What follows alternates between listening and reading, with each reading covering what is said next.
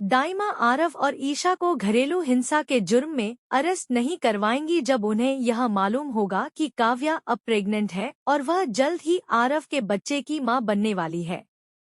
इस बात का पता चलते ही दाइमा की खुशी का तो कोई ठिकाना नहीं रहेगा और अब वह आरव दामाद जी के खिलाफ पुलिस स्टेशन में कोई भी केस फाइल नहीं करवाएंगी।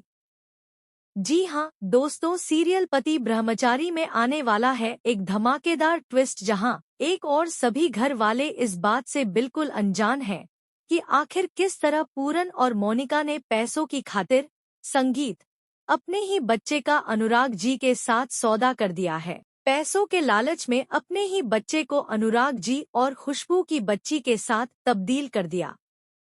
वहीं काव्या दाइमा को इस बात पर राजी करने की कोशिश कर रही होती है कि किसी तरह वह आरव को माफ कर दे। काव्या दाइमा से कहती है कि आरव को अपनी गलती का एहसास हो चुका है और अब वह माफी का हकदार है। हमें उसे एक मौका देना चाहिए। काव्या के काफी फोर्स करने पर दाइमा मान जाती हैं और अरविंद जी को भी आरव दामाद जी को माफ करने के लिए कह देती हैं।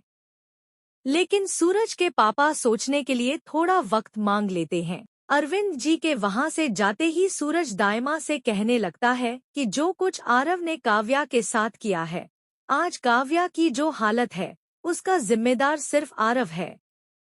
फिर भला आप उसे इतनी आसानी से माफ कैसे कर सकती हैं? सूरज की यह बात सुनकर दाइमा गुस्से में आ जाती है और कहती है कि जितना कसूर आरव दामाद जी का है उतना ही कसूर इस महारानी ईशा का भी है। अगर यह उस वक्त काव्या के साथ संगीत होती तो ना वह हादसा होता और ना ही काव्या की यह हालत होती। यहीं दाइमा सूरज से साफ साफ कह देती कि मैं पुलिस स्टेशन जाकर ईशा और आरव दामाद जी के खिलाफ घरेलू हिंसा के जुर्म में केस फाइल करूंगी। तभी वहां अर्जुन जी आ जाते हैं और हैरानी से पूछते हैं कि आप किस बारे में बात कर रही हैं और पुलिस स्टेशन क्यों जाएंगे? दाइमा के मुंह से पुलिस स्टेशन जाने की बात सुनकर काव्या सदमे में आ रही है और बेहोश हो जा। थोड़ी देर बाद डॉक्टर के आने पर जब काव्या को होश आता है तो डॉक्टर दाया को एक खुशखबरी देता है कि काव्या अब प्रेग्नेंट है, यानी वह जल्द ही आरव के बच्चे की मां बनने वाली है। डॉक्टर के मुंह से यह बात सुनते ही सारे घरवाले खुशी से झूम उठते हैं और जो दाइमा थोड़ी देर पहले गुस्से में आरव दामाद जी और ईशा के खिलाफ केस फाइल करने की बात कर रही थी, वह अब कहने लगती है कि जल्दी से जल्दी आरव दामा को बुलाया जाए और उन्हें यह खुशखबरी दी जाए कि वह अब बाप बनने वाले हैं।